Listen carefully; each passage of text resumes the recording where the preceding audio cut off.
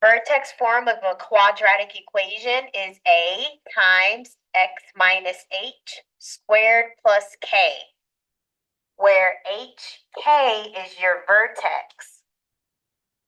X equals h is the axis of symmetry. So for this first example, what do you think your axis of symmetry will be? Yep, x equals -4. It's always opposite inside of the parentheses. What is your vertex? Perfect, -4 and -2. For number 2, what do you think your axis of symmetry will be? Yep, so x equals 3. What do you think the vertex will be? 3, 0, exactly. It did not move up or down. So the k value is just 0. Since it's 0, they just didn't write it. Okay, I'm going to let you guys try number 3 on your own. Number 4, what do you think the axis of symmetry is? Yes, it's 0. Now, if this helps some of you, you can put parentheses around this x. It didn't move left or right. It only moved up 3. So your vertex, what do you think your vertex will be? 0, 3. Okay, so you guys are trying number 3.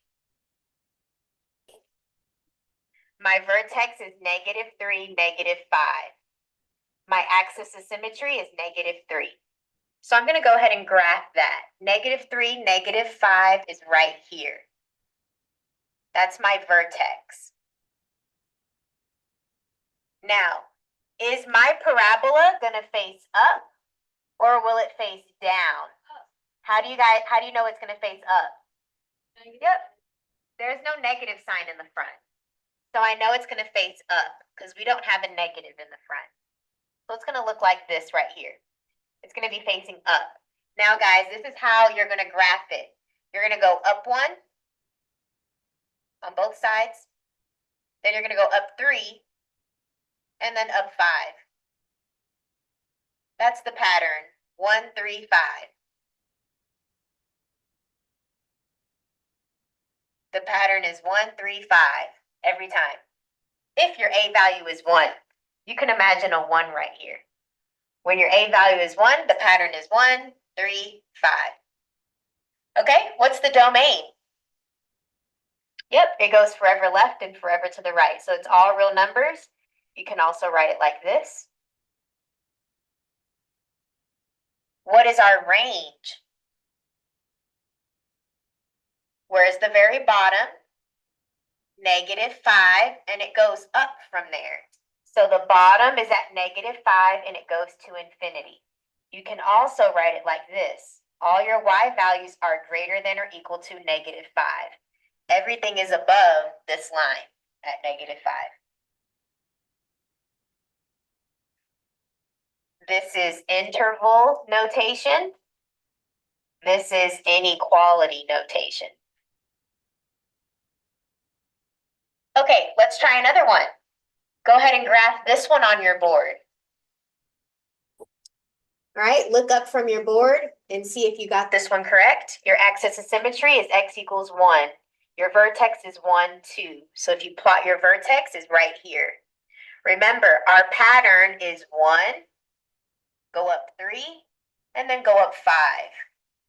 Up 1, up 3, up 5. So it should look something like that.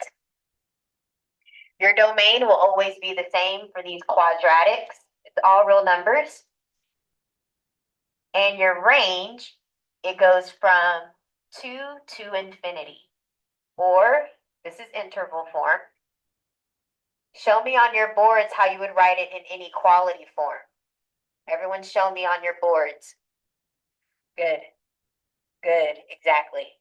Good. Y is greater than or equal to 2. Okay, nice. Do you guys remember how to do set notation? Show me set notation on your boards. Ready, go. All right, guys, good. So you should have just written the same exact thing, the inequality form. The only difference with set notation is you put the y such that y is greater than or equal to 2. That's how you write set notation. All right, guys, on your whiteboards, show me what this one would look like. Y'all did a great job on this one. If you haven't finished yet, this is your answer. Your vertex is at 5, 3. The tricky part about this one is that this time it's facing down. How do we know it's facing down? Because there's a negative in the very front. We're still going to follow the same pattern because this is just a -1. So we're going to go down 1 this time instead of up 1. Then we're going to go down 3, down 5. We're still following the same pattern of 1, 3, 5. So this is what your graph should look like. Okay, your domain is still all real numbers, negative infinity to infinity. You can also write all real numbers. Your range, it looks like everything is below 3. So I'm going to write your y values are less than or equal to 3. This is inequality form. How would you write it in interval form? What would you say?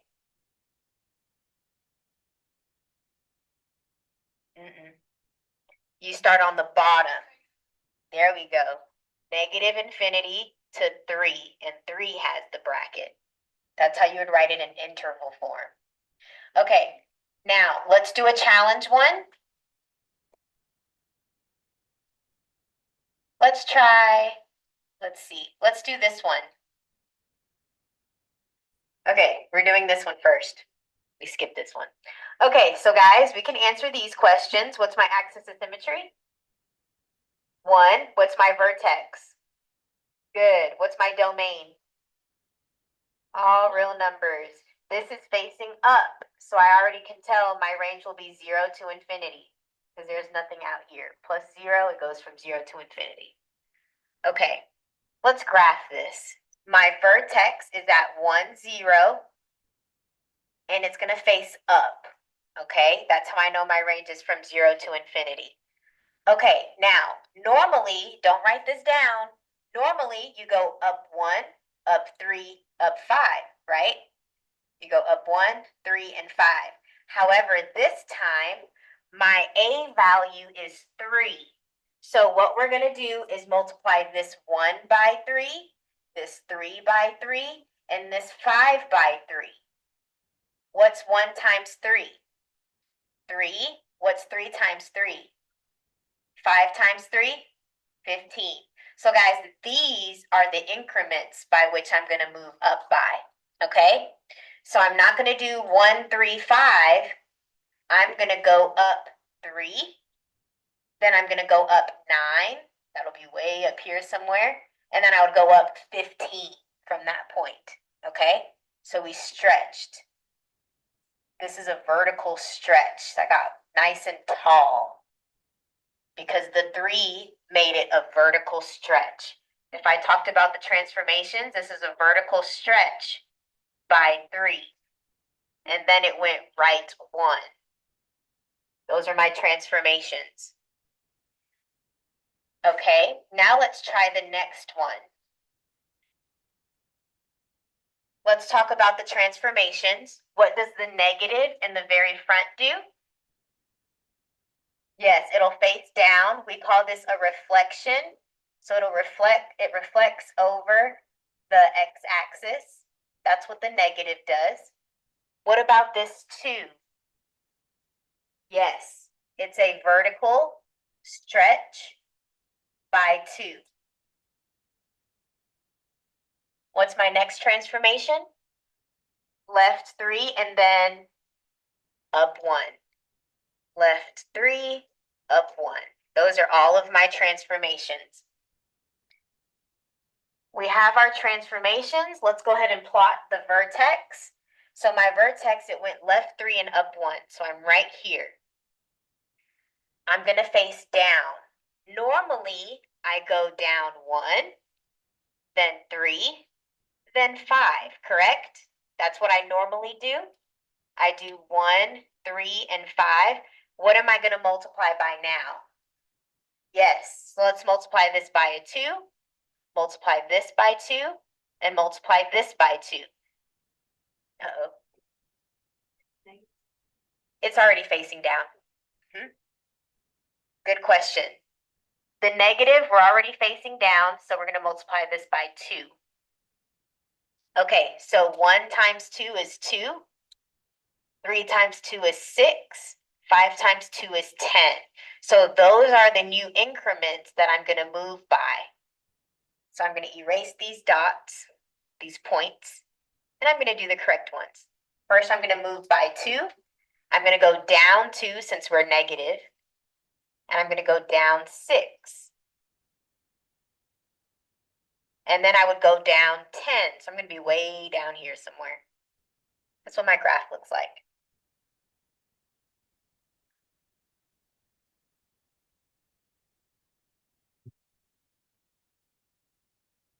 I'm going to reflect over the x-axis. The 1/2 is a vertical what? Compress. A vertical compress by half. And then it goes up 8. Those are my transformations. So I'm going to plot my vertex. My vertex is 0, 8. So that is right up 1, 2, 3, 4, 5, 6, 7, right here. Okay.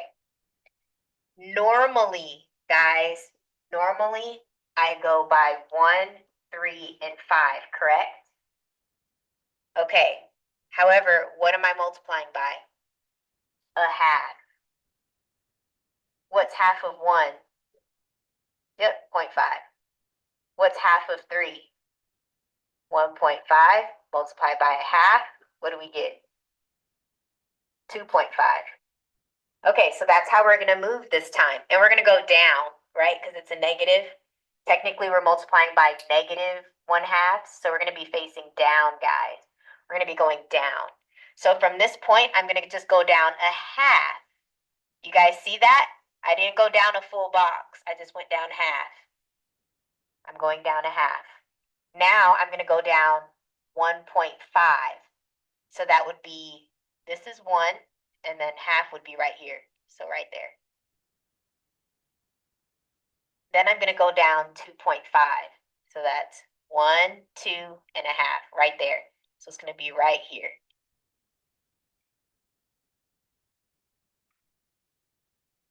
Okay, and the other side should match. Go down a half, go down 1.5, then go down 2.5. So it should look like this. I got wider. When you compress something, you're pressing it down, you're making it flatter, wider. Okay, so I want you guys to try the rest. What did you guys put for H is the what? What did y'all put? Horizontal shift. If there's a plus sign in here, that means it's going to the left. If you have a minus sign in here, it would be going to the right. This plus K means it's going up. If you had a minus sign, it would be going down. This is your vertical shift. K represents your vertical shift. If A is negative, if your A value is negative, the function is reflecting across the x-axis. If your A value, the absolute value of it, is greater than 1, we call that a stretch. If it's between 0 and 1, we call that a compress. Let me give you an example of each. Okay, so an example of a horizontal shift. Let's say I have this, x plus 5 squared minus 1. Did it go left or right? Yes, this went left 5. Okay, for this part, did it go up or down? Yep, this went down 1. Okay, let me give you an example of a reflection. If it just has a negative in the front, that means it's reflecting. Okay, a stretch. This is an example of a stretch. Remember, it's the absolute value. Don't worry about if it's negative or positive, okay? 2 is greater than 1, so that's a stretch. What about this one? Is this a stretch or compress? Why is this a stretch? 4/3 is bigger than 1. 4/3 is bigger than 1, so this is also a stretch. Now, if I made this like an 8, now it's a compress, because 4/8, that's just 1/2. Now it's a compress, okay?